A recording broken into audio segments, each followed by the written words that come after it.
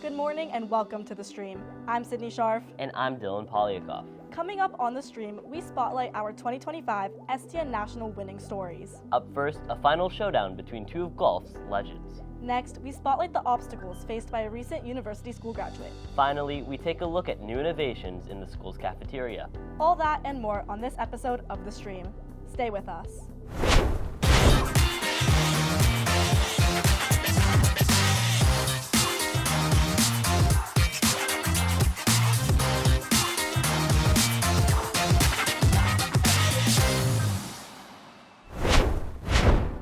This year, USN won 6 total awards at the 2025 STN Nationals competition. For our first story, we flew to Tampa to cover a golf rematch between Gary Player and Sir Nicholas Faldo. This story won first place in the sports feature story category. Take a look.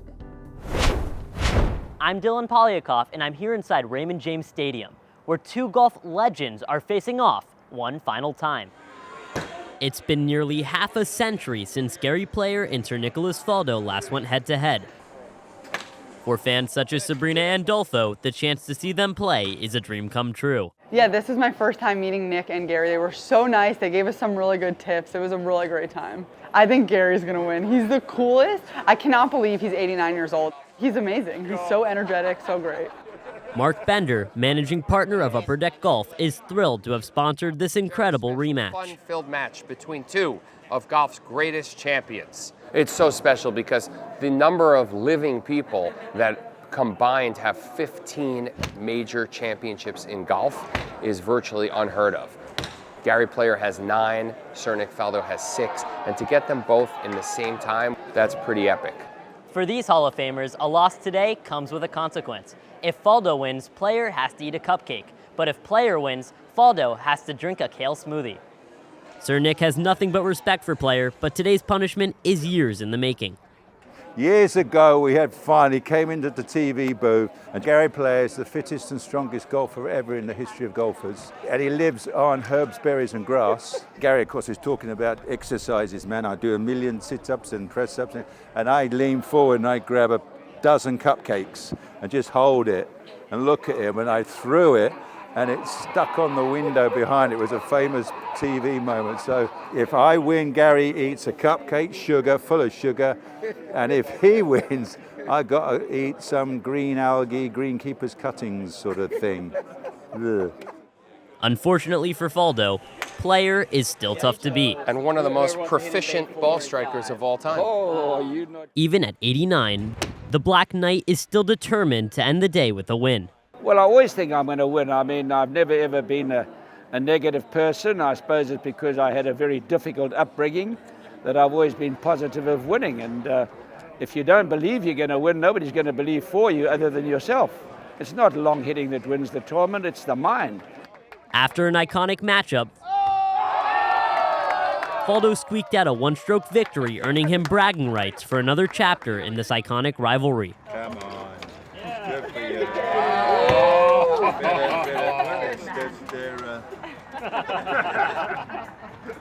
And for me, I'm happy that Faldo won. Reporting for USN, I'm Dylan Polyakov. That was by far one of my favorite stories I've ever worked on. Thanks to Dane, Ethan, and Alesh for their hard work. Up next is one of my favorite stories I've ever worked on. As a lifer at NSU University School, Sam Dyer embodies what it means to find the best in you. Sydney had the chance to sit down with Sam and talk about his life and his U-School experience. In elementary school, teachers often described Sam Dyer as shy. But in 2nd grade, that shyness was diagnosed as social anxiety disorder.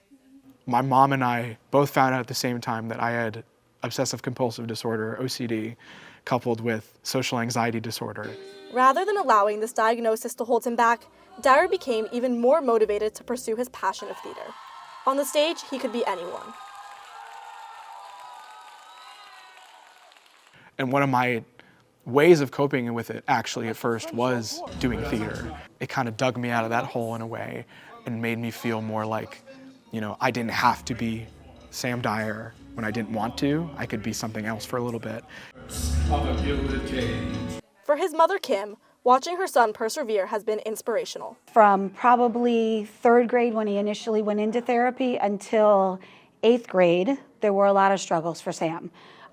He worked very hard on learning to socialize with others, on developing relationships with kids his own age at the time, and it wasn't always easy for him. Being part of the thespians and theater at University School has given him an avenue to be free.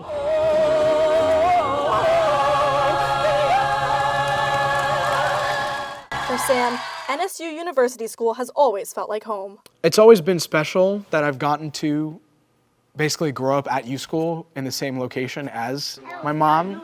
There's been a lot of times where it's been like, I need to take a moment, and I go to see my mom. The bond Sam shares with his mother is undeniable. I don't know if the question is, what is Kim going to do without Sam Dyer, as much as is what is Sam going to do without Kim Dyer? You know what I mean? But as Sam moves to another chapter in his life, his mom is not yet ready to turn the page. It's going to be tough, but I'm very proud of Sam, and I know that he's been given the life skills to move on and be successful, and can't wait to see what happens in the next chapter, but I have no doubt it will be wonderful. As he steps into his new journey at Carnegie Mellon, Sam is well prepared to take center stage. Reporting for USN, Cat got your tongue. I'm Sydney Sharp. Thanks to Addison's help, our story received first place in the Human Interest Feature Story category. For our final segment, we head over to the lower school cafeteria, where small changes are making a big impact in the school's effort to go green. That's right, Dylan. The lower school is moving to a more sustainable future. I reported on how plastics are officially off the table. I'm here at NSU University School's cafeteria, where plastics are about to be no longer on the menu. The school is furthering its mission of sustainability by reusing utensils and trays.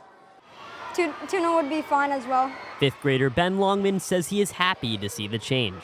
It's really hard to cut pizza with a plastic knife. I definitely like metal utensils better as well. I think they're easier to use. And yeah, everything's just good for the environment, so. According to the International Journal of Environmental Research and Public Health, U.S. public schools generate about 14,500 tons of municipal solid waste daily.